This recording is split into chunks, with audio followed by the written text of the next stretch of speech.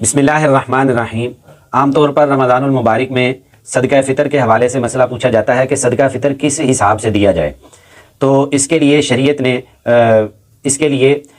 کچھ چیزیں مقرر کی گئی ہیں شریعت نے۔ وہ چیزیں کیا ہیں؟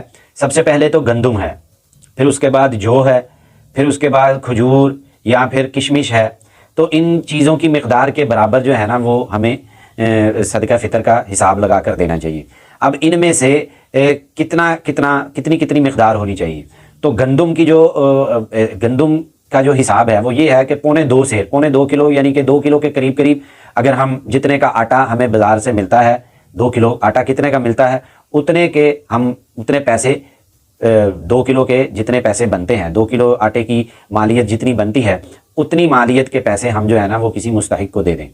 ایک تو یہ ہے۔ دوسرا یہ ہے کہ یہ تو 2.25 کلو آٹے کی قیمت کے برابر دینا ہے، اور دوسرا جو ہو گیا یا پھر کشمش ہوگی یا کھجور ہوگی تو یہ 3.5 کلو کے برابر۔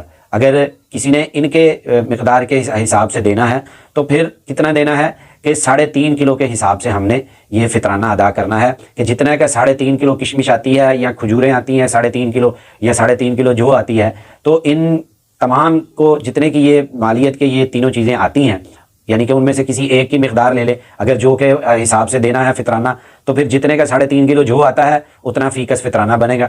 اور اسی طرح ہی اگر کھجور کے حساب سے دینا ہے تو جتنے کی 3.5 کلو کھجور آتی ہے اس حساب سے فطرانہ دینا ہے، اور اسی طرح ہی اگر کھجور سے بھی نہیں دینا پھر کشمش سے دینا ہے تو جتنے کی 3.5 کلو کشمش آتی ہے اتنے کی ہمیں اتنی مالیت کی ہمیں فیکس فطرانہ ادا کرنا پڑے گا۔